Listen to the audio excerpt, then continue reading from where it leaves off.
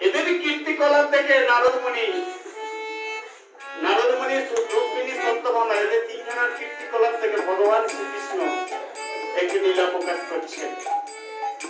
এটাই তত্ত্ব মা, এটাই তত্ত্ব। লীলা প্রকাশ করছে কি?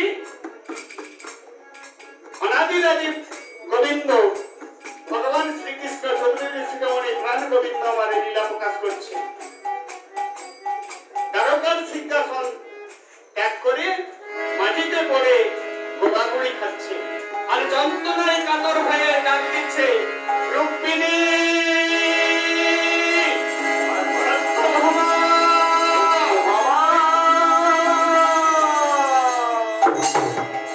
যেই না ডাক শুনেছে সত্যভামা, রুক্মিণী আর নারদ তিনজনে ছুটতে ছুটতে এসে দেখছে মাটিতে পড়ে গোলাগুড়ি খাচ্ছে ভগবান।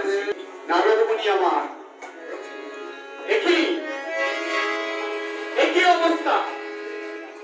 এই অবস্থা আপনার হলো কি করে প্রভু? আপনার হলো কি করে? নারদ মুনিকে দেখে ভগবান শ্রীকৃষ্ণ বলছে, দূর হয়ে যাও নারদ, তোমার জন্যই আজকে আমার এই অবস্থা। আমার জন্য আপনার এই অবস্থা তুমি জানো না? না জানি না প্রভু, আমার জন্য কেন এই অবস্থা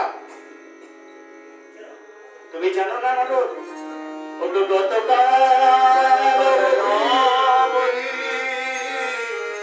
হয়েছে ব্যাধি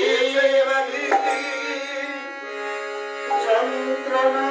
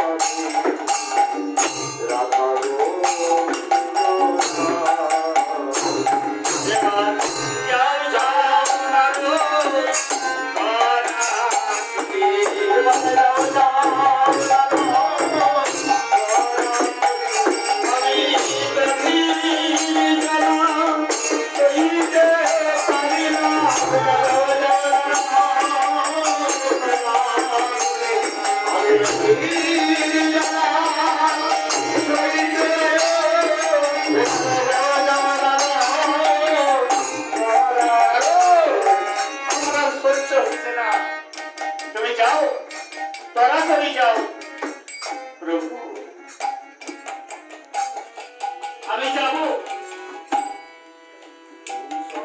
তুমি আমাকে বলে দাও প্রভু, কিসের লাগি তোমার এই ব্যাধি? তুমি আমাকে একটি বার বলে দাও। তুমি যদি না বলো আমি কি করে জানবো? তখন নারদ মুনি বলছে, তুমি আমায় চরণ দিয়েছ,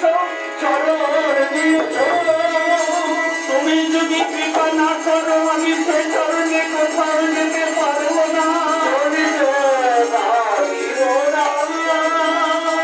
তুমি আমায় বাহু দিয়েছ, তুমি যদি কৃপা না করো এ বাহু তোমার সেবায় লাগাতে পারবো না।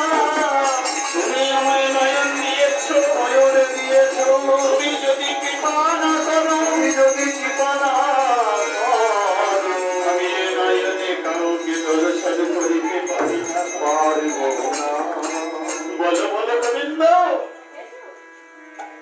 তুমি আমাকে যেমন বলো তেমনি বলি। বলো তোমার ব্যাধি তোমার লাগি